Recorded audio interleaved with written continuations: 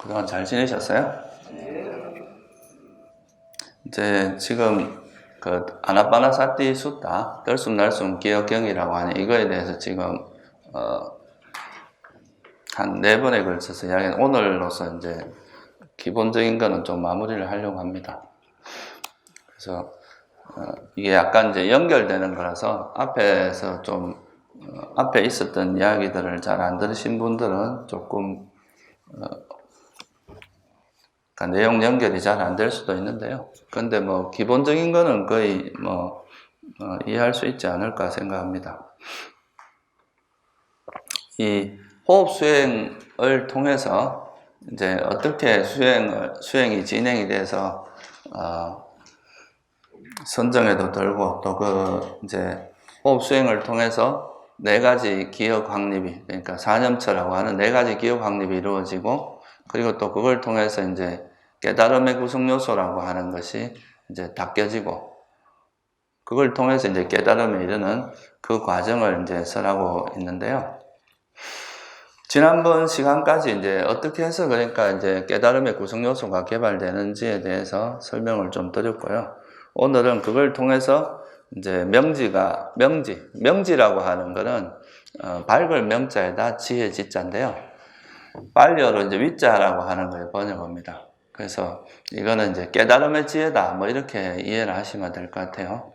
그러니까 번뇌를 완전히 소멸해서 다시 일어나지 않게 하는 그런 지혜다. 그래서 그런 명지가 생기면, 지혜가 생기면 해탈이, 이제 모든 그 괴로움으로부터 벗어나는 해탈이 이루어지는 그 과정을 앞에서 했던 걸 간단히 짚어보면서 이게 어떻게 해서 이제 그렇게 되는지를 한번 살펴보도록 하겠습니다. 실제로 이제 호흡수행경이라고 이제 여기서 하는 건 이제 호흡수행을 위주로, 그러니까 들숨날숨을 챙기는 수행을 위주로 해서 이제 설명을 하고 있는데, 근데 우리가 보통 이제 앉아서만 수행을 하는 건 아니잖아요, 그죠? 그래서 보통 이제 앉아서 할 때는 주로 이제 호흡 수행을 가지고 이제 수행을 하지만, 또 일상으로 돌아갔을 때는 또 일상에서 수행을 이어가는 그 방법이 있어야 되는데요. 그래서 기본적으로 이제 수행에 있어서 그 몸이라고 하는 것이 우리 존재들한테는 되게 이제 중요한 어떤 그 기반이기 때문에 수행에, 그래서 이 몸이라고 하는 것을 기반으로 해서 보통 이제 수행을 하는 것이 일반적입니다. 그래서 이제 몸에서 일어나는 현재, 그러니까 지금 여기 우리가 일어나는 그 몸의 현상, 몸이라고 하는 그 현상을 에다가 우리가 마음을 기울이는 노력을 함으로써 그거를 그렇게 하다 보면 거기서 일어나는 이제 그 여러 가지 변화들, 그러니까 뭐 느낌도 일어날 수 있고 다른 몸의 상태도 일어날 수 있고 우리 마음 상태, 뭐 이제 장애, 그런 것들을 관찰함으로써 수행을 하는 방식입니다. 그래서 기본적으로는 대상이 뭐냐면 지금 이 순간에 일어나는 현재의 몸, 그게 대상이 됩니다. 앉아있을 때는 들어가고 나가는 그 숨이 현재의 몸이죠. 이제 호흡도 하나의 몸의 형태거든요. 이것도 물질로, 호흡이라는 게 공기고, 공기도 이제 일종의 물질의 한 형태이기 때문에, 그래서 이제 앉아서 좌선 시에는 주로 이제 호흡을 통해서 우리 마음을 길들이고 정화해 나가는 그런 방식이고, 일상에서는 우리 몸에 대해서 이제 현재 일어나는 그 몸의 마음을 이제 밀착시킴으로써 다른 장애 요소를 가라앉히고 우리 마음을 길들이는 그런 방식입니다. 그래서 일상에서 수행할 때 이제 대표적인 게 걷기 수행이죠. 걷기 수행을 할 때는 이제 왼발, 오른발의 그 움직임이나 그 닿을 때 오는 감각이나 이런 현재 이 순간에 일어나는 그런 감각들에 이제 마음을 기울임으로써 거기서 이제 거기에 멈춰 있지 않고 이렇게 요동치는 마음 상태를 관찰함으로써 이제 그런 수행을 할 수가 있다 그랬죠. 그래서 뭐 꼭 걷기 수행 아니라도 뭐 밥 먹을 때라든가 일을 할 때라든가 또 화장실에 가서 뭐 씻을 때라든가 옷을 입을 때라든가 이런 때는 전부 다 현재 일어나는 그 몸에 이제 마음을 밀착시키는 노력을 통해서 거기서 이제 그렇게 가만히 있지 않고 움직인다면 그런 마음을 또 특히 뭐 장애를 관찰해서 그런 거를 이제 버려나가는 방식이라고 말씀드렸습니다. 그래서 우리가 이제 앉아서나 일상에서나, 왜냐하면 번뇌는 뭐 우리가 앉아있을 때만 일어나고 뭐 일상에서 안 일어나고 그런 건 아니잖아요. 그죠? 번뇌라고 하는 거는 우리 모든 상황에서 다 일어나는 것들이 번뇌니까, 번뇌는 이제 어떤 환경, 어떤 상황에서도 그 수행을 하는 것이 되게 중요합니다. 그래서 이제 그걸 하다 보면은 뭐가 쌓이느냐 하면, 이제 그 4가지 기억이 확립된다 그랬죠. 4가지 기억이 생긴다는 거죠. 그 4가지 기억이라는 건 이제 대표적으로 우리 몸입니다. 몸에 대한 기억이 몸에 대한 기억이라는 건 이제 바른 정보, 우리가 이제 그 통찰한, 우리가 몸을 관찰하면서 얻어진 그 몸에 대한 정보가 생기고, 또 느낌에 대한 거. 그 사실 이제 우리가 모든 번뇌가 일어나는 데 있어서 느낌이라는 것이 되게 중요한 역할을 하거든요. 보통 뭐 우리가 행복한 느낌이 일어나면 거기에 대해서 집착을 하는 이제 이제 행복하다고 생각하면 거기 집착하는 그런 이제 탐욕이 일어나기가 쉽고, 또 괴로운 느낌이 일어나면 그거는 그 대상에 대해서 싫어하는 그 성냄과 같이 일어나기가 쉽고, 또 괴롭지도 않고 행복하지도 않은 그런 느낌은 대체로 이제 대상이 불분명할 때 그런 느낌이 일어나거든요. 그래서 대상에 대한 정확한 통찰이 안 될 때, 느낌이란 이제 그 괴롭지도 않고 행복하지도 않은 느낌, 그 느낌에 대해서는 보통 이제 어리석음이 동반되기가 쉽습니다. 그 대상을 정확히 파악을 못하기 때문에 이제 그런 느낌들이 일어나기 때문에. 그래서 이 느낌이라고 하는 것이 또 우리 이제 번뇌의 아주 주요한 원인이 되기 때문에, 그래서 이제 느낌에 대한 거를 관찰하는 거를 이제 시켰고요. 그래서 또 느낌이나 이제 느낌을 관찰하고, 또 우리 마음이 어떻게 움직이는지, 이 마음이 탐욕이 있는지 없는지, 성냄이 있는지 없는지, 또는 어리석음이 있는지 없는지, 집중이 됐는지 안 됐는지, 또는 뭐 산만한지, 또는 이렇게 위축되어 있는지, 그런 마음 상태를 또 관찰하는 게 있고요. 또 이제 장애 요소, 그러니까 우리가 이제 뭐 어떤 대상에 대해서 집착을 하거나 화를 내거나, 또는 뭐 의심을 하거나 뭐 마음이 들뜨거나 또 후회가 일어나거나 뭐 이런 형태의 이제 마음 상태를 또 관찰할 수도 있습니다. 우리 마음이 그렇게 움직이기 때문에 그런 것을 관찰한다는 게 결국은 뭐냐면, 그런 것들에 대한 알아차림이 생기면 그게 이제 결국은 이제 몸에 대한 거, 느낌에 대한 거, 마음에 대한 법이라고 하는 이 4가지를 이제 부처님께서는 이제 좀, 왜냐하면 그냥 무조건 관찰해라 그러면 이제 이게 뭘 해야 될지 모를 수가 있기 때문에, 몸이나 느낌이나 마음이나 법에 대해서 여기서 말하는 법은 주로 이제 번뇌나, 그러니까 해로운 법이나 유익한 법 이런 거라고 생각하시면 돼요. 쉽게 이야기하면. 그래서 그걸 관찰하다 보면 결국은 이 관찰하는 요 내용이 뭐냐 하면 이제 나라고 하는 존재에 대한 그 관찰입니다. 보통 내가 이제 우리는 보통 막연히 이제 이렇게 이런 몸을 가지고 있고 무슨 생각을 하고 이제 뭔가 인식을 하고 살아가는 것을 나라고 생각을 하죠. 이게 나다. 하고 이제, 그렇게 이것은 또 뭔가, 영원하다고 생각하고 이 나라는 걸 이제 행복이라 생각하고 이렇게 이제 보통 인식을 하는데, 이렇게 이건 그냥 막연한 우리의 이제 생각이죠. 그런데 이제 이런 수행 과정을 통해서 나한테서 일어나는 그런 마음이나 몸의 상태를 이렇게 관찰해 보면, 내가 나라고 생각하는 것이 결국은 이런 몸이나 이제 그 느낌이나 또 마음이나 그런 법들이 이렇게 일어나고 사라지는 그런 것들이다라는 것을 이제 좀 이렇게 이해를 하게 됩니다. 그래서 이런 관찰을 통해서 우리가 처음으로 생기는 통찰력이 뭐냐 하면은, 이제 내가 과거에는 그냥 뭐 막연히 나라고 생각했던 건데, 이렇게 관찰하다 보니까 이 나라고 하는 것이 몸과 마음과 느낌과 법이라고 하는 이 4가지, 이걸 조금 더 확장하면 이제 이거는 몸이나 느낌에는 이제 인식도 같이 붙여서 생각할 수 있거든요. 그러면은 이런 이제 소위 말해서 우리가 아까 반야신경 할 때 했던 색수상행식이라고 하는 이제 이 물질과 느낌하고 인식, 그리고 이제 어떤 우리 마음에서 희노애, 좋아하고 싫어하고 막 이런 이제 것들이 들어가는 그런 이제 법들, 그리고 또 마음, 요런, 결국은 이제 신수신법이라고 하는 다른 말로 하면 우리 오온이라고도 다섯 무더기, 그러니까 색수상행식이라고 할 수도 있고, 요걸 간단히 이야기하면 뭐냐, 몸과 마음, 그러니까 정신적인 현상과 물질적인 현상의 결합이다. 이제 이런 통찰에 이르게 되죠.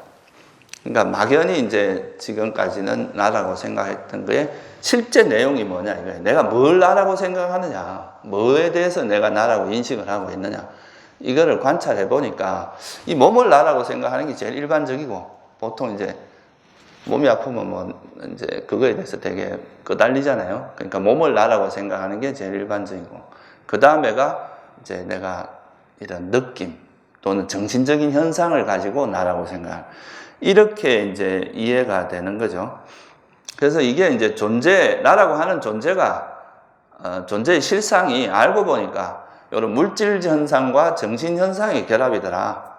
정신을 조금 더 자세하게 나누면 이제 느낌과 인식, 그리고 또 이런 이제 심리 현상들의 무더기, 그리고 의식이라고 하는, 그렇게 다섯 가지의 요소로 이루어져 이제 물질과 정신 또는 다섯 무더기, 색수상행식이라고 하는 그 다섯 가지, 이렇게 이제 좀 세분화하면 그렇고, 그래서 결국은 이제 우리가 나라고 생각하는 것이 이제 이런 물질과 정신 현상인데, 여기서 한 걸음 더 나아가면은 요게 이제 첫 번째 인식입니다, 우리가.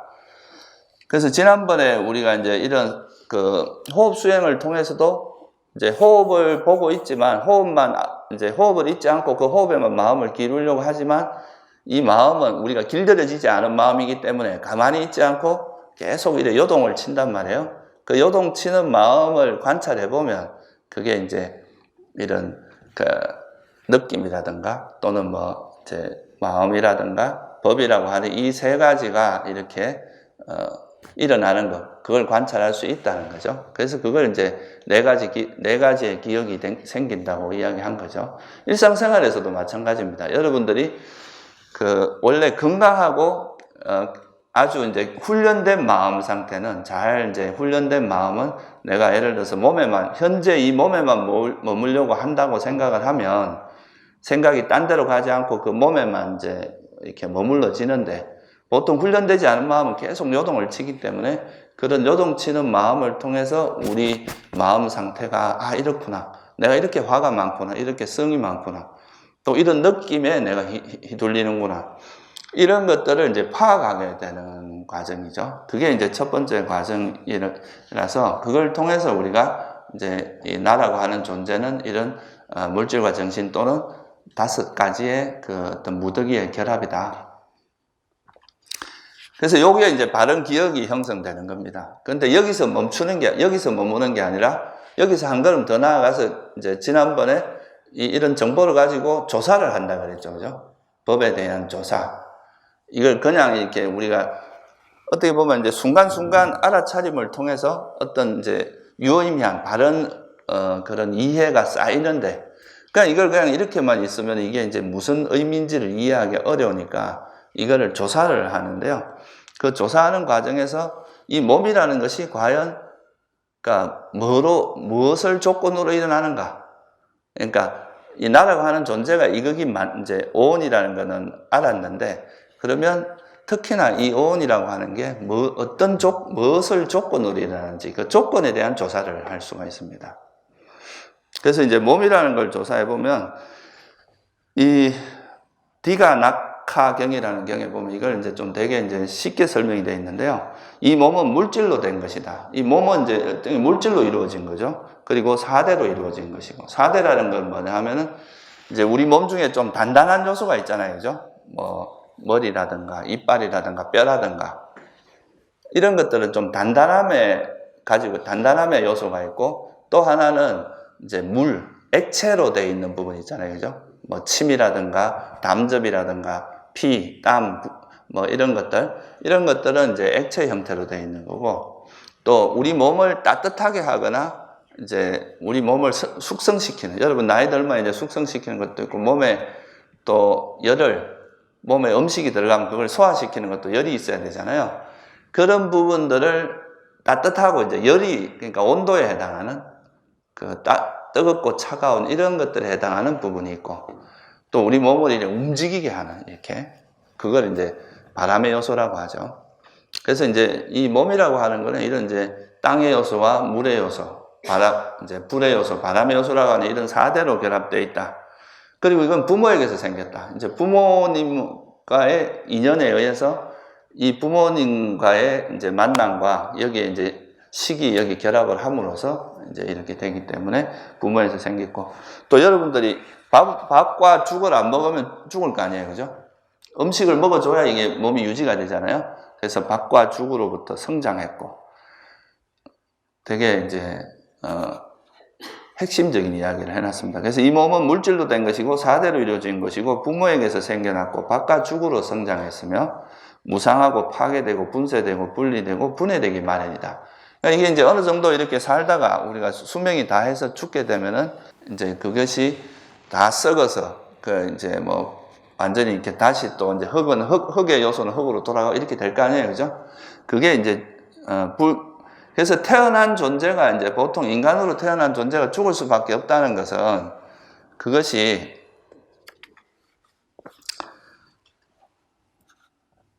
이 물질적인 거의 특징이 뭐냐면 변형된다는 게 특징이거든요. 물질은 이제 생기는 순간부터 이제 변형의 과정을 거쳐서 어느 정도 시간이 지나면 그건 이제 파괴되는 그런 쪽으로 가기 때문에 이걸 보면 이제 우리가 몸이라고 하는 것도 이런 이제 뭐 예를 들면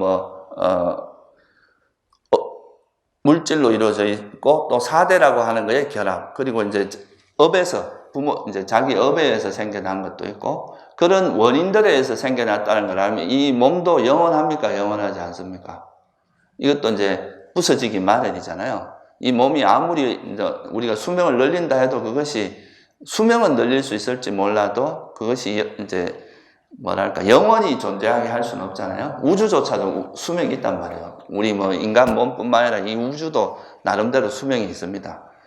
그래서 이거는 이제 영원하지 않다. 그래서 조건 따라 생겼기 때문에 이 조건이 변하는 순간 우리는 이제 예를 들면 여러분 먹는 것만 안 먹어도 죽을 수밖에 없다는 거죠. 그런 게 이제 조건 따라 이루어졌다. 그런 뜻이고요.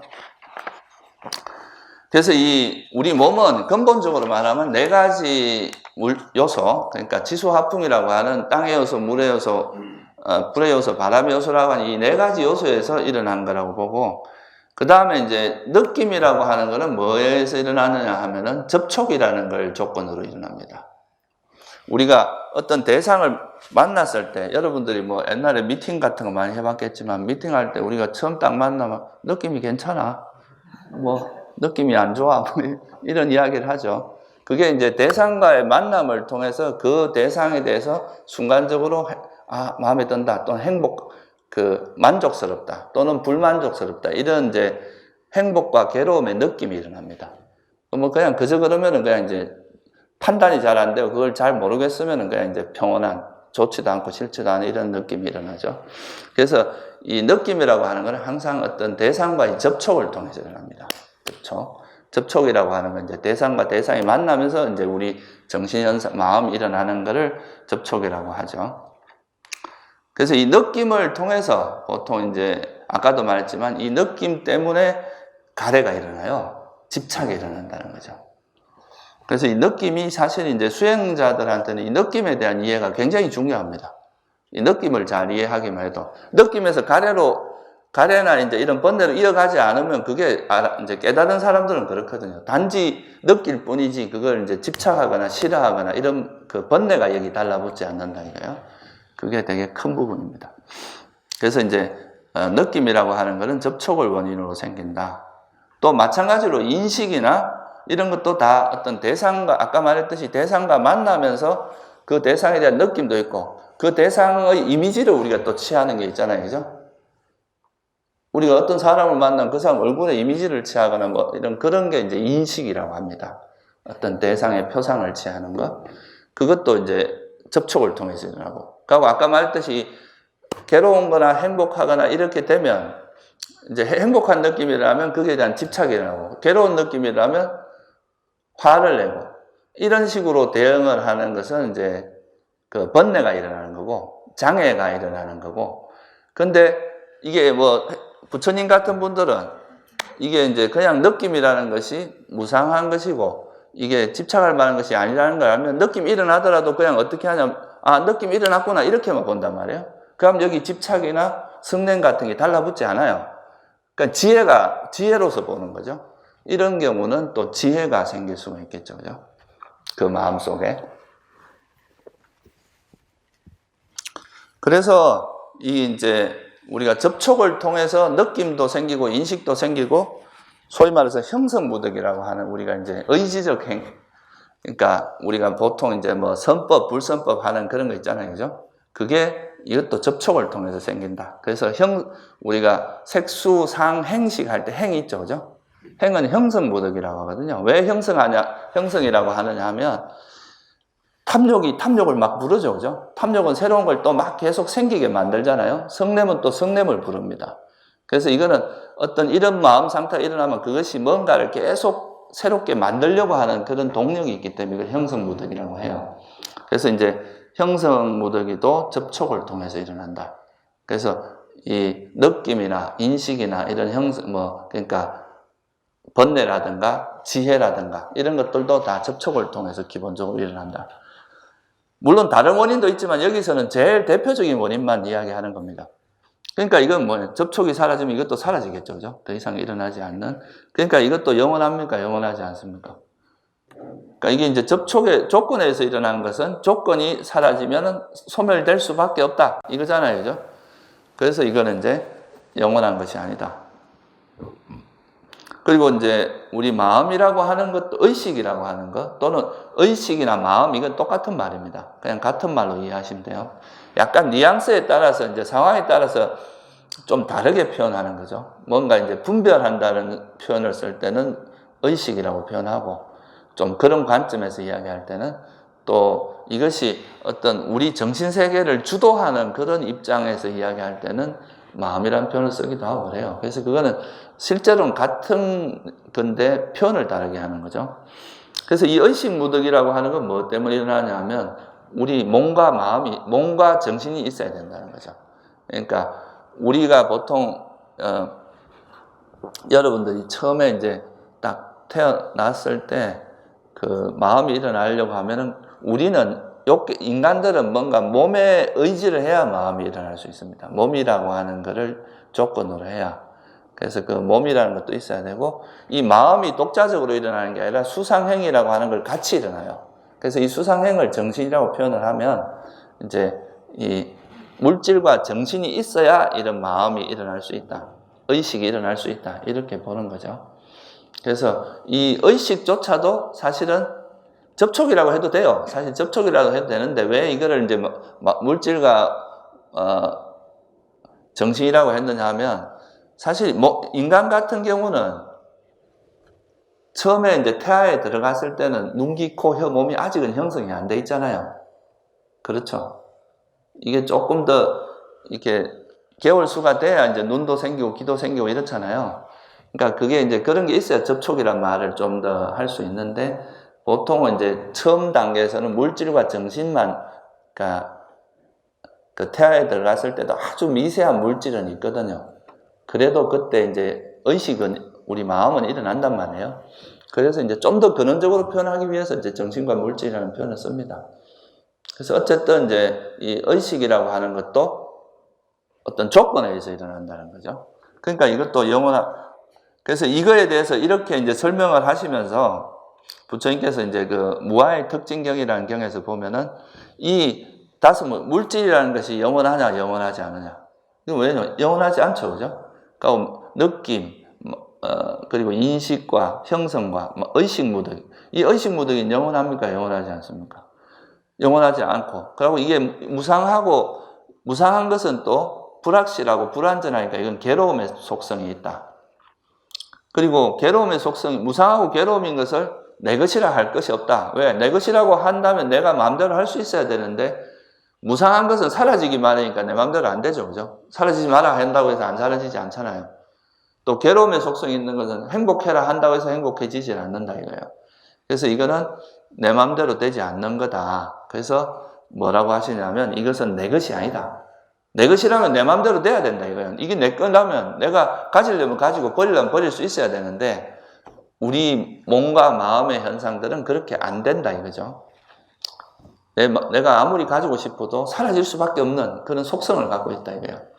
그리고 이제 내라고 할 수도 없고 나의 자아라고 할 수도 없다. 이런 것을 이제 꿰뚫어 봐야 된다. 그래서 우리가 지금 여기서 보면 여러분들이 이제 호흡 수행을 통해서 계속 호흡에 이제 마음을 기울이고 이렇게 하지만 그 하는 과정에서 이 동요하는 이 마음을 관찰하는 것도 이 호흡에만 있지 않고 내 몸에 뭐 아프기도 하고 그런 감각들이 있잖아요. 그런 걸 관찰하는 과정에서 몸과 느낌과 마음과 법에 대해 관찰이 되는데 그거를 관찰하면은 그게 결국 이제 나란 존재에 대한 관찰인데 이거를 여기서 한 걸음 더 나아가서 이제 이런 조사를 하다 보면 이것이 다 조건 따라 일어나는 걸 알게 되는 거죠. 그러니까 조건 따라 일어나는 걸 알게 되면 거기서 한 걸음 더 나아가서 아, 이 세상에 있는 모든 현상들은 정말 무상한 것이구나. 괴로움이구나. 이게 내 것이라 할 만한 건 아무것도 없구나. 그렇게 생각을 하면은 보통 우리가 집착하던 대상이 다 뭡니까?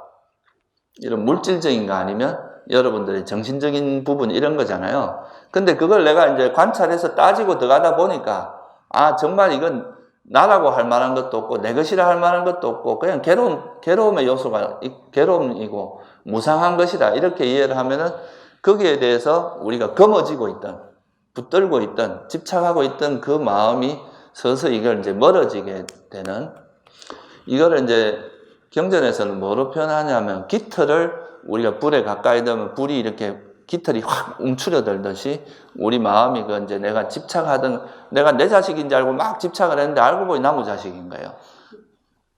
그래서 그걸 이제 놓게 되는 거죠. 아, 이건 아니구나. 그러면서 마음이 거기에서부터 멀어지는 걸 우리가 뭐라고 하냐면 여모의 지혜라고 합니다. 닙비다. 여모의 지혜라고 하고 그게 이제 멀어지면 그것이 이제 강해지면은 이제 뭐라고 하냐면 이제 욕망이 완전히 버려졌다 해서 이욕의 지혜라고. 그게 이제 깨달음으로 가는 거죠. 그래서 우리가 이 세상에 있는 모든 현상들이 그 물질과 정신 현상들의 결합이고 나라고 하는 존재도 마찬가지고 그것들은 다 이렇게 관찰해서 이렇게 조사를 해보니까 이것들은 다 무상하고 정말 괴로움이고 내 것이라 할 만한 것이 없다. 괴로움의 속성이 있다 이거예요.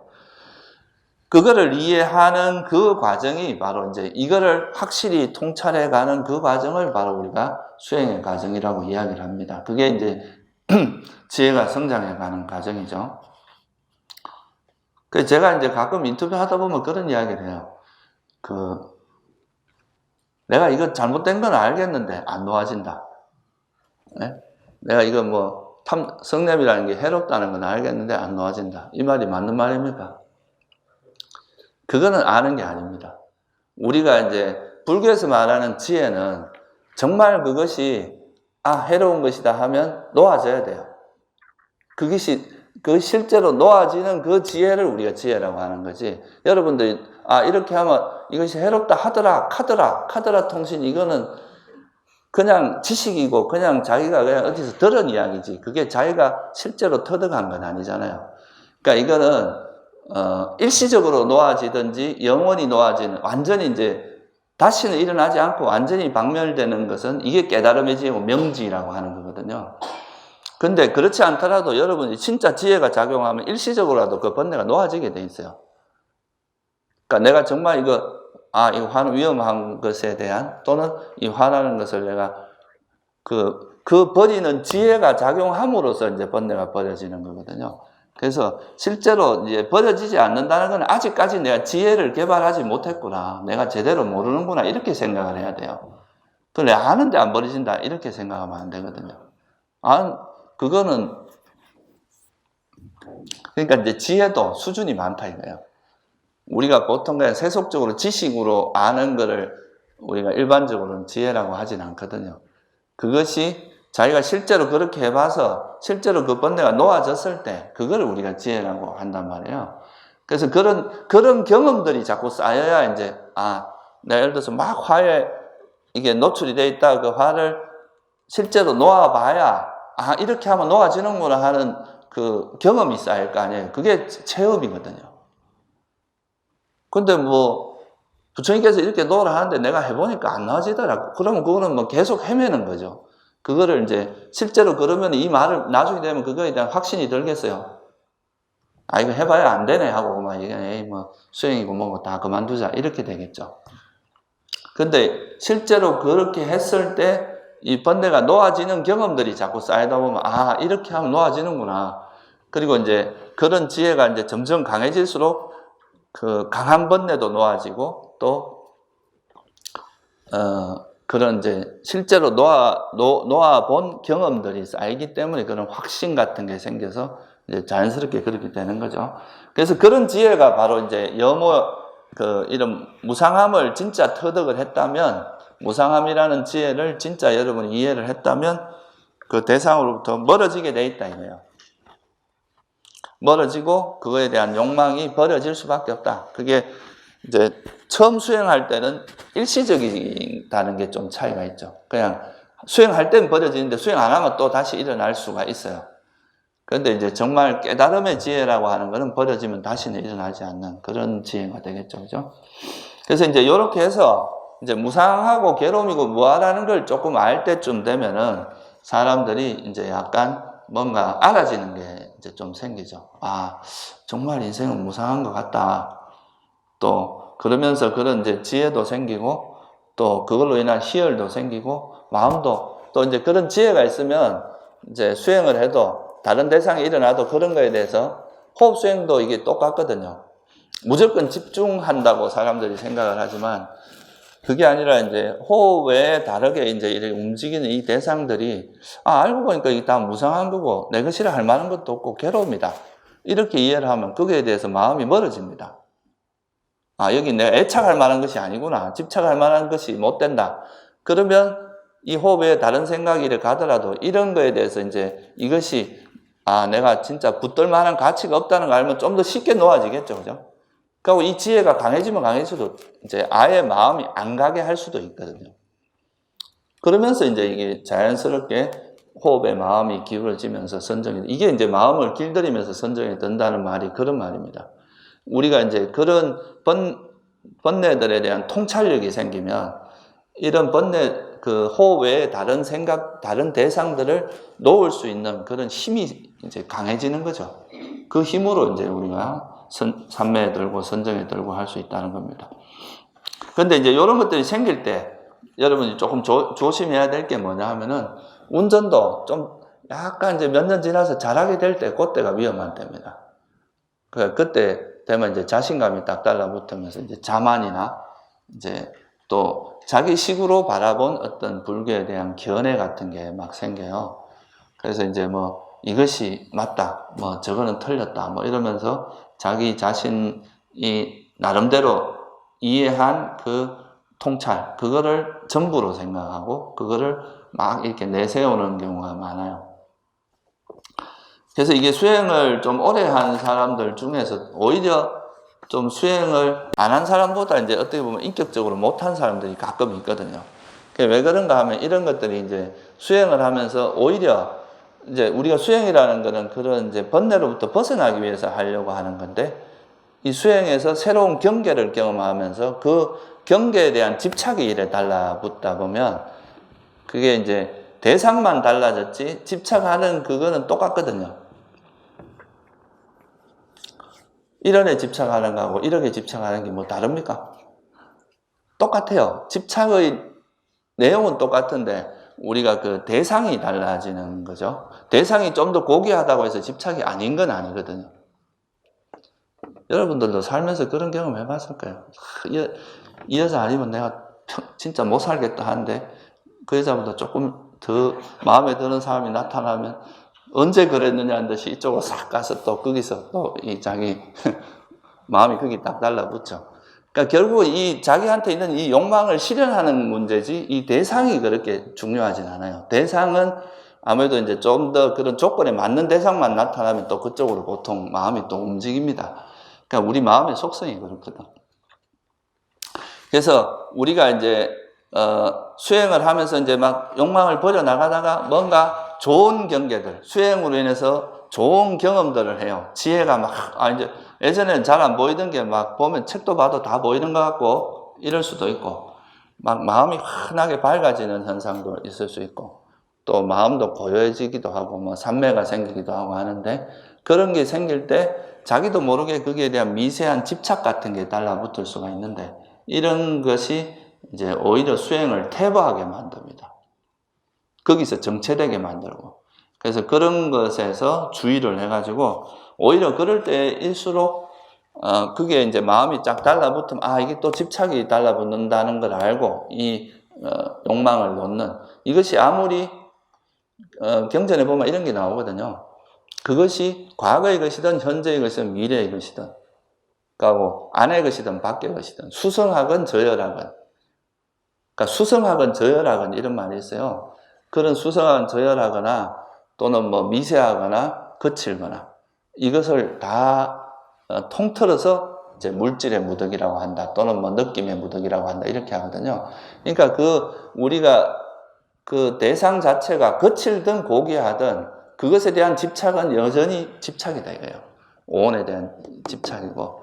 그래서 이제 그런 거를 잘 이해해서, 그럴 때일수록 더 우리 마음이 그런 거에 달라붙지 않도록 더 철저하게 이제 이렇게 바라봐서, 그러면 이제 수행에 나아갈 수가 있습니다. 대체로 이제 수행을 해 나가면서 가장 많이 여러분이 부딪히는 게 뭐냐 하면, 견해와 자만이에요. 제일 큰 거는 이제 감각적 욕망. 이거는 이제 워낙 우리가 살면서 이걸 행복이라고 생각하고 평생을 살아왔기 때문에 이 감각적 욕망을 극복하는 게 또 하나 되게 어렵고, 또 하나는 이제 견해, 자만이에요. 견해에 대한 집착과 자만. 이거는, 그래서 우리가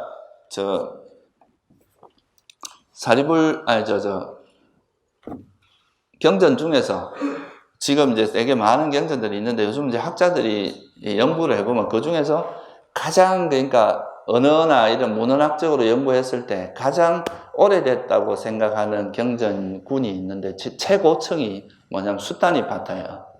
수타니파타 중에서도 그 4장하고 5품에 나오는 그 8의 품이 있고, 피안으로 가는 길의 품이 있는데, 거기 두 개 나오는 게 이제 제일 최고층으로 보통 학자들이 이해를 하고 있는데요.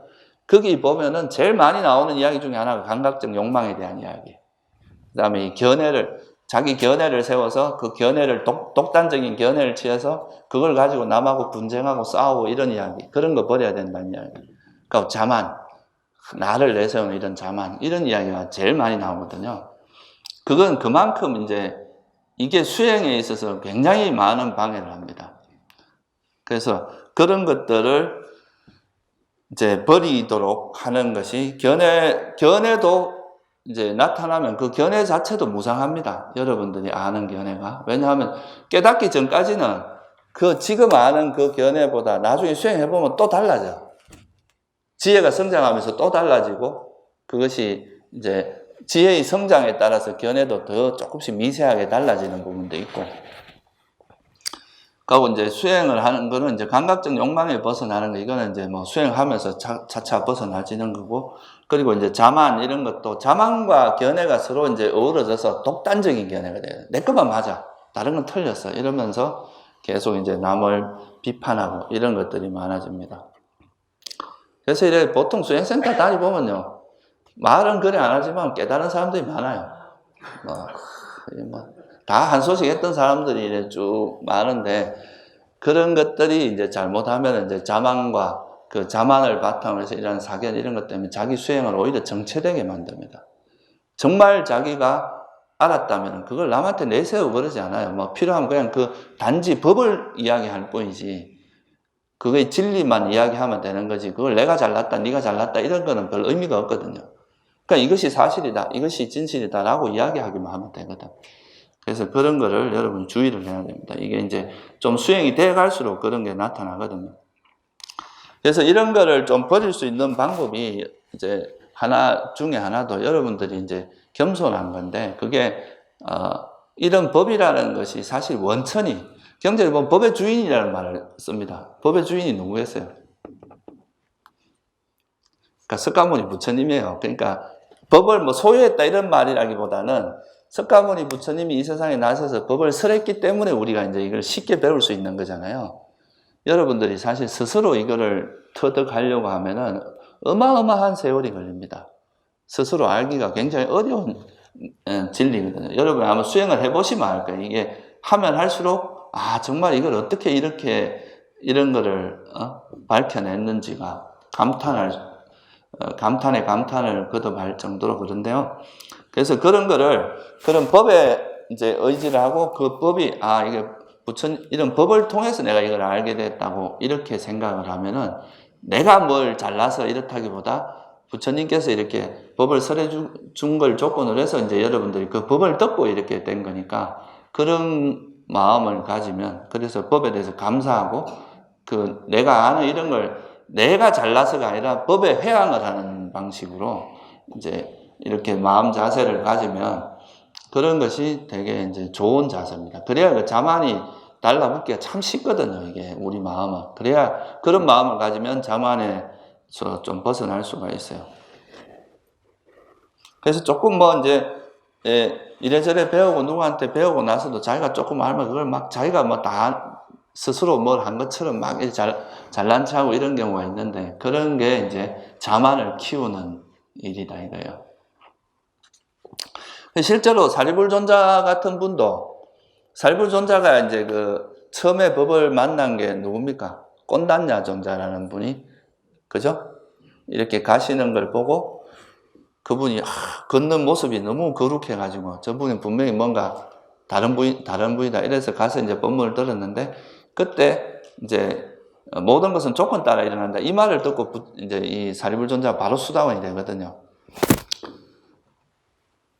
그러니까 이 조건 따라 일어난다 이 말이 되게 어떻게 보면 깊이 있는 그런 가르침이에요. 그래서 이제 하여튼 그 말을 듣고 이제 수다원이 되는데 그러고 나서 이제 부처님께 찾아가서 상수제자가 되죠. 근데 그러고 나서도 이분이 항상 원래 외도에 있었잖아요. 사리불존자가 외도의 그 스승 밑에 산자야라는 스승 밑에 있었는데 그러니까 이제 스님이 되고 나서도 자꾸 이제 어떤 방향으로 절을 하는 거예요. 그러니까 저게 아직도 출가하고 나서도 외도의 어떤 그걸 못 버렸다 이런 식으로 주위 스님들이 막 비난을 했는데 그래서 그걸 이제 부처님께 보고를 드렸어요. 다른 스님들이. 그러니까 이제 사리불존자를 불러다가 왜 그랬냐 그러니까 사리불존자께서 하시는 말씀이 내가 부처님을 만난 게 이제 그 꼰단냐 존자 때문에 그랬다는 거죠. 그래서 그 아침마다 그 꼰단냐 존자를 향해서 삼배를 했다는 거예요. 그러니까 그 사리불존자 같이 그렇게 지혜 제일이고 부처님께서 뭐 법의 사령관이라고 표현하기도 하고 그러니까 내 불법 시대에는 그 사리불존자보다 더 뛰어난 사람은 없을 거다 그랬거든요. 기껏해야 사리불존자 정도 될 거다. 그러니까 그 정도로 이제 칭송했는 분인데도 자기를 부처님을 만나게 해준 그런 거를 평생을 그렇게 감사하고 살았다 그러잖아요. 이런 태도는 사실 배울 필요가 있습니다. 그렇게 하면은 자만심을 버리는데도 상당히 도움이 되는 거죠. 내가 뭘 했다 이렇게 하는 것이 위험해요, 그게. 그래서 이제 이런 것들을 이제 좀 극복을 하고 나면 이제 수행이 순일해집니다. 이런 이제 수행이 잘 될 때 오는 또 경계가 있거든요. 수행이 처음 할 때는 이제 장애, 그 욕망이라든가 성냄, 이런 것, 해태 혼침, 들뜸 후에 의심, 뭐 이런 걸 버리는데 이제 주력을 하는데 그것이 좀 버려지고 수행이 잘 되면 이런 이제 잘 되는 그 현상이 나타나는데 그거에 순경계라 그러죠. 이런 거를 우리가 역경계, 순경계 이렇게 이야기하는데 그런 잘 될 때 그 마음 상태에 대해서도 이제 집착을 하지 않고 그냥 그걸 법으로서 그냥 있는 그대로 그냥 내한테 지혜가 생기는구나 이렇게만 보고 그게 이제 집착하지 않는 마음이 되면 그때부터 이제 수행이 순탄하게 아주 이제 잘 되게 되는데요. 그렇게 되면은 이제 호흡 수행을 해도 이제 처음에는 오장애를 막 이게 장애가 그러니까 번뇌가 막 움직이면서 이제 호흡 수행을 방해하지만 이 장애가 길들여지고 이걸 놓는 지혜가 자꾸 생기다 보면 이런 것들의 영향을 받지 않고 호흡에만 마음이 이렇게 가 있게 되잖아요. 그러면서 이제 이게 자연스럽게 선정에 들게 되는 쪽으로 가게 되면 그때부터는 그 번뇌는 없고 선법만이 나타나거든요. 그냥 이렇게 수행이 잘 될 때니까 이건 선한 마음만 쭉 이어지는 그게 이제 일종의 뭐 그런 상태가 되면 이제는 오장에는 거의 없고 다시 말하면 칠각지만 주로 드러나는 거예요. 이거에 대해서 있는 그대로 알고 있고 이걸 잊지 않는, 또 고요하고 마음은 고요해지고 또 평화로워지고 그리고 이제 기쁨도 생기고 이런 쪽으로 이제 흘러가게 되죠. 그래서 보통은 처음에 이제 여러분들이 수행할 땐 주로 불선법을 버리는 노력이 좀 많이 들어가요. 아무래도 그죠? 초창기에는 오장애를 어떻게 버리는지 이런 쪽에 지혜가 많이 쓰인다면은 나중에는 오장애가 이제 버려지고 나면 그 고요하고 아주 지혜롭고 고요하고 깨끗한 그런 마음 상태를 유지하는 그런 쪽이 이제 이어지게 되죠. 우리가 그 팔정도에서 바른 노력이 뭐를 바른 노력이라고 합니까? 그러니까 이제 선한 법을, 아직 일어나지 않은 선한 법을 일어나게 하고 일어난 선한 법을 계속 정장되게 하는 거죠. 그게 하나가 있고, 또 하나는 일어나지 않은 일어난 불선법을 버리고 이제 불선한 마음을 일어나지 않게 하는 거죠. 그게 이제 있는데, 그거를 처음에는 그러니까 주로 이제 일어난 불선법을 버리는 데 노력이 많이 들어가요. 그렇지만 갈수록 이제 선법을 유지하는 쪽으로가 더 이제 포커스가 맞춰지죠. 수행이 나아갈수록. 그렇게 되면 이제 그 상태에서 우리가 수행이 점차 이제 정창하면은 실제로는 뭐냐 하면은 이런 이제 지혜라든가 바른 기억이라든가 그런 마음의 고요함, 정진력. 그러니까 수행이 잘 되면 잘 될수록 정진의 힘도 더 강해지거든요. 그리고 이제 평화와 고요함과 이런 삼매, 이런 게 이제 개발이 되고, 그로 인해서 이제 지혜가 점차 성장을 하는데요. 그 부처님께서 깨달음을 이야기할 때, 이제 뭐 삼매가 성장하는 걸 갖고 깨달음으로 이야기하는 경우는 거의 없어요. 다 뭐냐면 지혜를 가지고 이야기합니다. 얼마나 번뇌를 놓을 수 있는 그런 지혜가 개발됐느냐.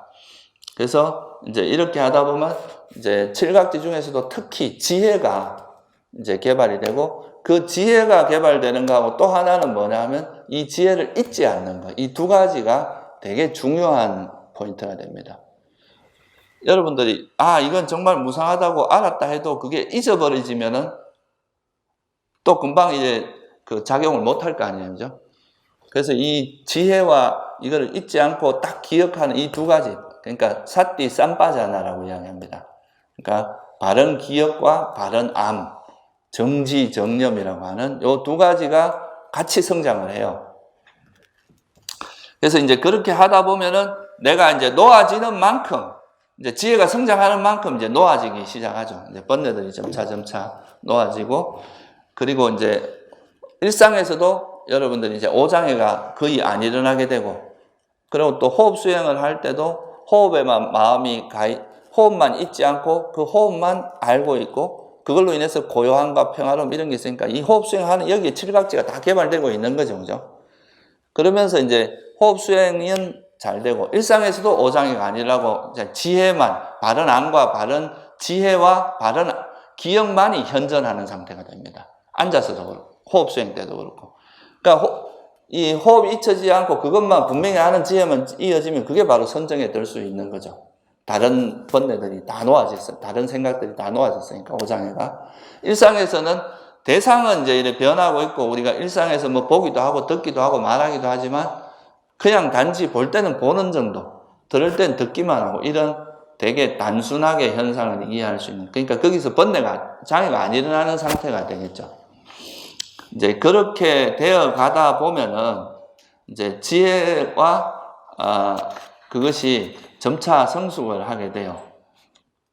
그러면 이제 선정에도 들 수 있고, 선정에 들고 나면은 선정에 들고 나서 그 선정을 이루고 있던 그 마음상, 선정을 통해서 지난번에도 말씀을 드렸지만, 선정을 닦는 과정에서 이제 우리가 호흡 외에 다른 이 세상에 있는 모든 것에 대한 일시적이긴 하지만 애착을 다 버려야 선정에 들거든요.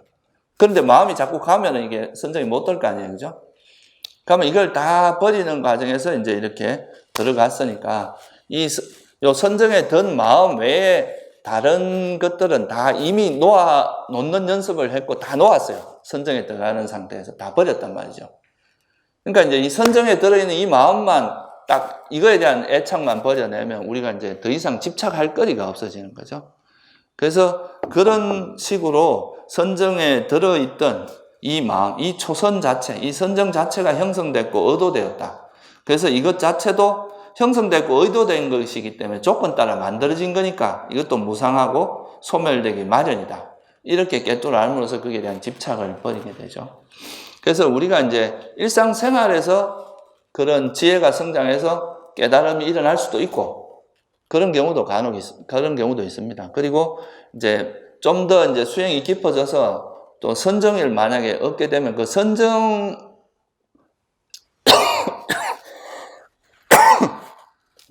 마음을 바탕으로 해서 선정의 마음 자체도 정말 이게 그러니까 선정에 들어간다는 것 자체가 뭘 의미하냐면 세속적인 건 다 버렸다는 거예요. 일단은 기본적으로 그죠? 세속적인 것에 대한 미련은 일단은 버렸어요. 그러니까 이제 선정에 들고 나면 선정에 들어갔을 때 이제 이거는 어떻게 보면 비세속적인 걸로는 최상의 어떤 그런 즐거움을 경험한 건데 이것조차도 정말 괴로움의 속성이 있구나. 무상한 거 사라질 수밖에 없고 왜냐하면 선정이 나올 때 벌써 사라지니까. 그럼 무상하고 괴로움이고 무하다 이렇게 봄으로써 그걸 통해서 또 깨달음이 일어나기도 합니다. 그래서 이게 지금 이제 여러분들한테 말씀드리는 것이 호흡 수행을 통해서 수행을 해 나가다 보면 호흡 수행만 이제 하는 게 아니라 우리가 이제 또 생활 속에서 일상에서 수행도 하잖아요. 그러면서 이제 이 지혜가 점차 성숙해서 이 지혜가 이제 완전히 이렇게 좀 확고해지면 그때 이제 우리가 깨달음이 일어나는데 그 깨달음의 지혜를 뭐라고 한단 말이에요? 명지. 그러니까 밝을 명자에다 지혜 지자 써서 명지. 깨달음의 지혜라고 합니다. 그래서 요거를 조금만 이제 더 보충 설명을 드리면 그 경전에 보면 이런 말이 나옵니다. 결국은 여러분들이 이제 이런 윤회를 하는 이유를 부처님께서 뭐로 봤느냐 하면 이 물질, 우리가 이 세상에 있는 것들에 대해서 이것이 원래는 무상하고 내 것이 아니에요. 괴로움이에요. 근데 사람들이 이걸 영원하고 내 것이고 행복이라고 생각을 한다는 거예요. 잘못. 어디서서. 그래서 거기에 대한 집착이 달라붙어 있었는데 이거를 이제 정말 이건 무상하고 괴로움이다. 내 것이라 할 만한 것도 없다라고 하면은 내가 여기에 집착을 하는 것 자체가 어리석은 거잖아요. 그러니까 이제 이런 집착이 버려지게 되는데 그래서 그거를 이제 뭐라고 표현했냐면 비구들이요. 나는 알고 보는 자에게 번뇌가 멸한다고 말하지 알고 보지 못하는 자에게 번뇌가 멸한다고 말하지 않는다. 여기서 그럼 무엇을 알고 보느냐라고 또 이제 질문을 하고 무엇을 알고 보는 자가 번뇌를 멸하느냐. 이것은 괴로움이다라고 한다. 이것은 괴로움의 일어남이라고 한다. 이건 괴로움의 소멸이라고 한다. 이건 괴로움의 소멸로 인도하는 길이라고 한다. 도닦음이라고 한다. 그러니까 그 사성제를 깨뚫어 안다는 게 결국 뭐냐 하면은 우리가 이 세상에 있는 모든 것들이 다 정말 이렇게 내가 괴로움이고 내가 집착할 만한 것이 아니다 라는 걸 알면 그걸로 인해서 여기에 붙들고 있는 집착이 버려지게 됩니다. 그게 집성제가 버려지는 거고 그것이 가래가 버려지면 열반이 실현되는 거고 그리고 이걸 무상고 무아임을 알려고 노력하는 그게 팔정도거든요. 그게 이제 그래서 이 지혜가 알고 보는 지혜가 성숙하면은 사성제를 확실하게 알고 본다는 말이 그거거든요. 사성제를 알고 또 사성제의 관점으로 보고 그럼 또 얻어지는 통찰이 있으니까 그걸 알고 보고 이런 의미예요. 그렇다 보면 이제 지혜가 성장해서 번뇌가 완전히 사라진다. 그러니까 여러분들이 그냥 알고 있는 건 아직은 그게 아는 게 아니다 이거예요. 왜냐? 안 버려지니까. 진짜 알면 버려져야 된다 이거예요. 그러니까 아직은 그거를 이제 지혜를 일시적으로 번뇌를 버릴 수 있을 정도의 지혜가 조금씩 개발하는 거고 그 지혜의 힘이 강할수록 한번 버리면 오래 가요. 잘 안 일어난다 이거예요 다시. 그러다가 이제 이게 나중에 지혜가 정말 강력하게 성숙하면은 그 이제 완전히 안 일어나게 한다는 거죠. 또 하나의 관점은 뭐냐 하면은 이렇게 이야기합니다. 그러니까 이제 이것이 이렇게 정말 무상하고 괴로움이고 무한한 이런 거에 대한 통찰이 이루어졌을 때 그것에 대해서 기억이 부분적으로 확립되면 유학이고 완전하게 확립되면 무학이다. 무학이 뭡니까? 배울 게 없단 말이고 이게 아니거든요.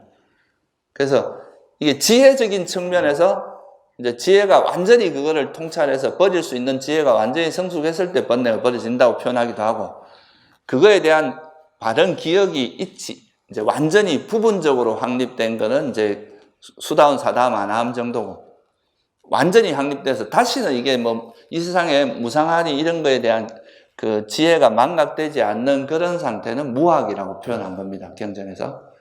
그래서 바른 안과 바른 기억, 그러니까 지혜와 그걸 잊지 않는 거, 이 두 가지가 항상 결합되어 있어요. 이 두 가지가 완전히 이제 완전해졌을 때 우리가 번뇌가 버려진다는 거죠.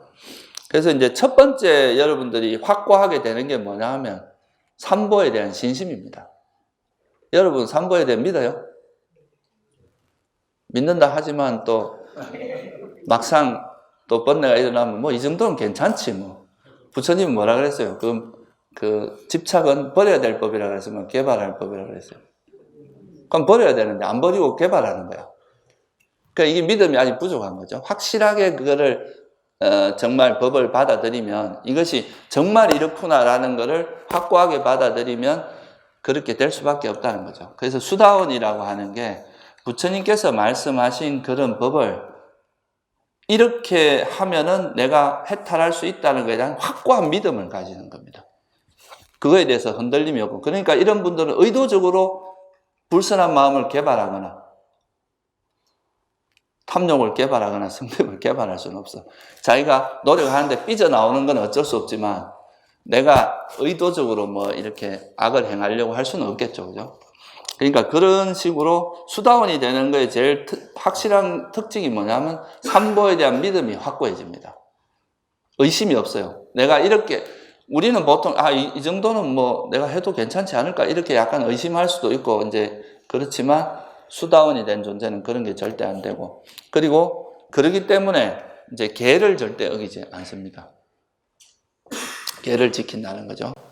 그게 이제 수다원의 특징이에요. 그래서 이제 수다원이 되면은 뭐가 괴로움이고, 태어나면 괴로움이고, 이제 태어나지 않는 그거로부터 윤회로부터 벗어나는 것이 행복이다. 그리고 탐진치는 버려야 될 법이다. 탐욕이 없고 성냄이 없고 어리석음이 없는 것은 개발해야 될 법이다.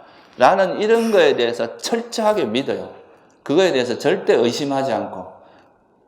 그러니까 내가 나한테 무슨 마음이 만약에 이제 그 번뇌가 일어나면 그걸 어떻게 하면 버릴 것인가 노력하지, 이거를 버릴까 말까 이렇게 고민하는 건 절대 있을 수 없다 이거죠. 그래서 이런 분들은 방향성이 확실해진 거예요. 내가 어떤 방향으로 가야 된다.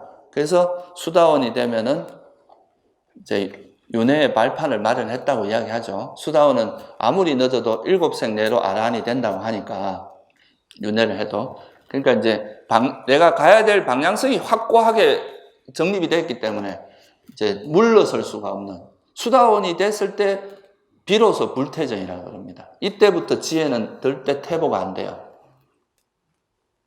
그전에는, 수다원이 되기 전에는 우리 그 10년 공부 도로아미 탑을 이런 말 들어봤죠. 그죠? 그러니까 이제 막 열심히 공부해서 도가 높은데 황진이한테 넘어갔잖아요. 그죠? 그런 게 이제 그만큼 이 감각적 욕망이 셉니다. 그래서 그런 것들이 이제 넘어갈 수도 있다.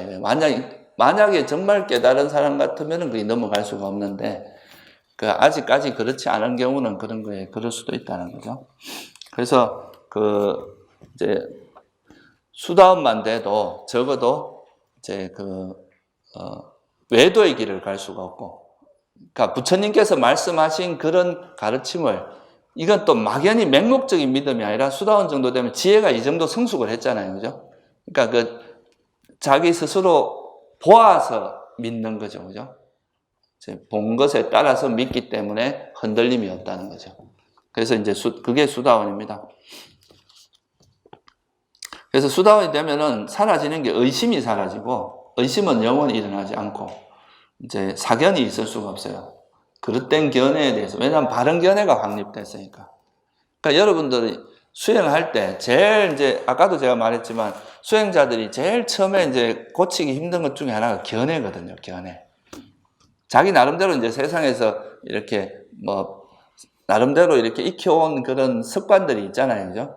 그 견해에 따라서 이제 자꾸 법을 재단하려고 하면은 어떻게 되냐면 부처님 법을 액면 그대로 이렇게 팍 받아들이는 게 아니라 자기식으로 자꾸 이제 치사 선택을 합니다.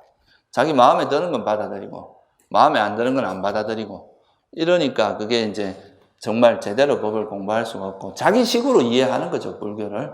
그게 이제 견해인데 그런 것을 놓고 정말 부처님이 말씀하신 그거를 스스로 확인을 해서 아 정말 이 길이 맞구나 하면 생각이 이제 되게 단순하게 되고 견해도 딱 확고해지기 때문에 혼란이 없어지거든요. 그래서 이 과정이 바로 이제 그 견해가 서는 그러니까 수다원의 단계다.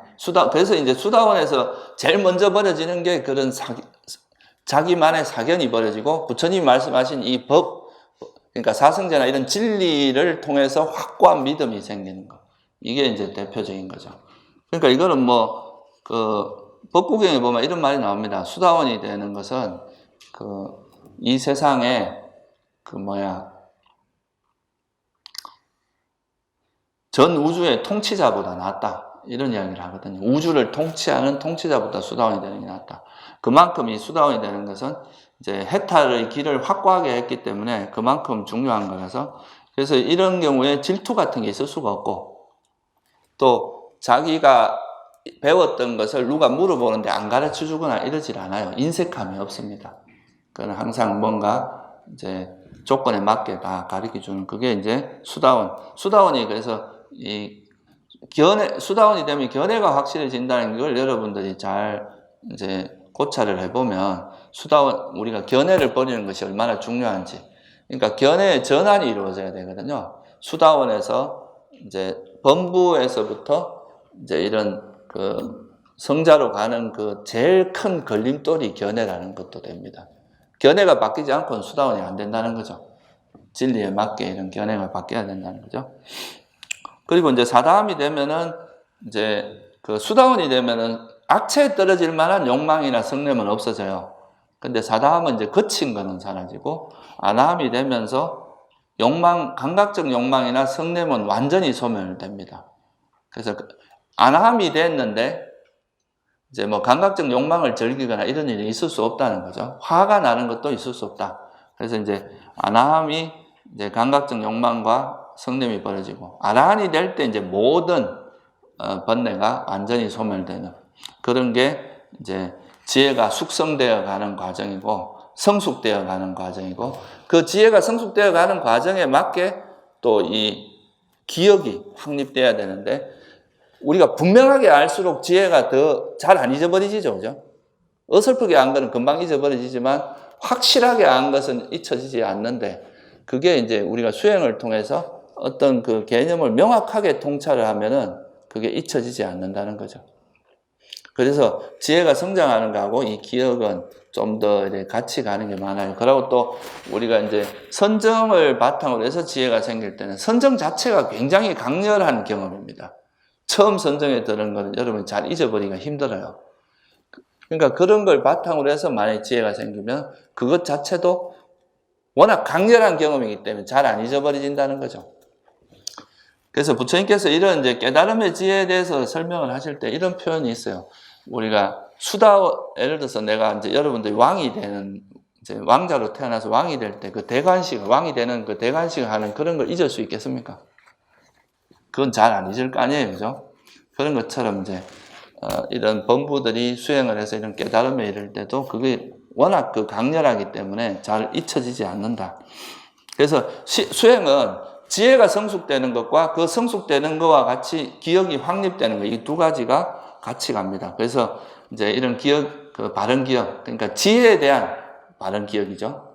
그래서 대념청에 보면 그 깨달음을 이야기할 때 이제 지혜만이 현존하고, 이제 지혜와 바른 기억만이 현존할 때까지 이런 말이 나와요. 그러면 세상에 아무것도 거머쥐지 않는다. 이게 이제 아라한의 어떤 모습을 이야기하는 거죠. 그러면 그게 이제 해탈로 이어지는 거. 이게 지금 여기서 말하는 이제 명지와 해탈을 성취하는 이 호흡 수행을 통해서 이제 사념처가 이루어지고 그 사념처를 통해서 칠각지를 개발. 칠각지 중에 제일 중요한 게 이제 그 지혜와 삼매거든요. 지혜. 그리고 이제 이 지혜가 개발되면서 이제 바른 기억과 기억 확립을 통해서 지혜가 개발되고, 그것이 이제 삼매는 이걸 이제 지혜가 더 성숙되도록 이렇게 서포트 해주는 역할을 합니다. 그래서 이게 확고해져서 다시는 망각되지 않고 이제 확실해진 상태를 우리가 해탈이, 명지가 생겼다고 하고, 그 명지가 생기면 이제 해탈이 이루어진다. 이게 이제 지금 여기서 말하는 이 덜숨날숨 기억경에서 마지막에 나오는 이야기입니다. 그러면 195페이지 한번 펴보세요. 지금까지 공부한 거의 마지막 구절을 한번 읽고 오늘 법편을 마치도록 하겠습니다. 명지와 해탈의 성취라고 하는 그 부분을 한번 같이 읽어보겠습니다. 비구들이여, 7가지 깨달음의 구성 요소를 어떻게 닦고 어떻게 거듭거듭 행하면 명지와 해탈을 성취하는가. 비구들이여, 여기 비구는 한적함에 의지하고 탐욕의 빗바람에 의지하고 소멸에 의지하고 놓아버림에 의지는 이게 깨달음의 구성 요소를 닦는다. 한적함에 의지하고 탐욕이 빗바람에 의지하고 소멸에 의지하고 놓아버림에 이르는 법을 조사하는 깨달음의 구성 요소를 닦는다. 한적함에 이르고 탐욕의 빗바람에 의지하고 소멸에 의지하고 놓아버림에 의지는 정진의 깨달음의 구성 요소를 닦는다. 한적함에 의지하고 탐욕이 빗바람에 의지하고 소멸을 의지하고 놓아버림에 이르는 희열의 깨달음의 구성 요소를 닦는다. 한적함에 의지하고 탐욕이 빗바람에 의지하고 소멸에 의지하고 놓아버림에 의지하는 고요함의 깨달음의 개성요소를 닦는다. 한적함에 의지하고 탐욕이 빗바람을 의지하고 소멸에 의지하고 놓아버림에 이르는 삼매의 깨달음의 구성요소를 닦는다. 한적함에 의지하고 탐욕이 빗바람을 의지하고 소멸에 의지하고 놓아버림에 이르는 평온의 깨달음의 구성요소를 닦는다. 비구들이여, 7가지 깨달음의 구성요소를 이렇게 닦고 이렇게 거듭거듭 행하면 명지와 해탈을 성취한다. 세존께서는 이와 같이 설하셨다. 그 비구들은 흡족한 마음으로 세존의 말씀을 크게 기뻐하였다. 예, 이게 이제 지금까지 조금 한 5차례에 걸쳐서 지금 이제 호흡 수행에 대해서 제가 간략하게 설명을 좀 드렸는데요. 이 호흡 수행은 이제 부처님께서도 경전에 보면 이제, 평소에 이렇게 선정에 들 때 이 호흡 수행을 의지해서 선정에 들었다는 그런 이야기가 자주 나오고, 그리고 이제 당신께서도 이 호흡 수행을 의지해서 이제 깨달음을 얻은 호흡 수행을 통해서 사선정에 들고, 이제 사선정을 들고 나서 이제 전생을 기억하는 진통, 그 다음에 이제 어떤 업에서 어떻게 태어나고 이런 천안통, 그리고 이제 숙명통을 통해서 깨달음에 이런 그런 이야기들이 경전에 자주 나옵니다. 그래서 여러분들이 이 호흡 수행은 사실 뭐 누가 만든 게 아니라 부처님께서 이제 당신이 그 수행했던 그 흐름, 그 발자취가 사실은 그 가장 모범적인 수행의 흐름입니다. 수행 중에서도. 그래서 우리가 뭐 새로운 수행법을 어떻게 하고 이런 게 이런 게 아니라 부처님께서 이제 설하신 이 수행법을 바르게 이해해서 그거에 따라 수행하는 것이 가장 안전하고 올바른 길입니다. 그래서 이 호흡 수행이 가지고 있는 그런, 여러분들이 한번 생각을 해보세요. 2500년 전에 부처님께서 이래 하시던 수행을 여러분이 지금 한다고 생각하면은 그것 자체가 상당히 우리한테 신심나는 일이잖아요. 그죠? 그래서 이런 호흡 수행의 그런 어떤 단순히 그냥 이게 집중 수행 정도의 수준이 아닙니다. 지금 들어보시면 알겠지만 이걸 통해서 우리가 지혜가 개발되고 이런 칠각지, 오장애가 벌어지고 칠각지가 개발되고 그리고 사념처가 개발되는 이런 과정을 통해서 깨달음에 이르게 할 정도로 아주 훌륭한 수행법이라는 것을 알고 수행을 하시면 좋을 것 같아요. 예, 오늘 여기까지만 하겠습니다.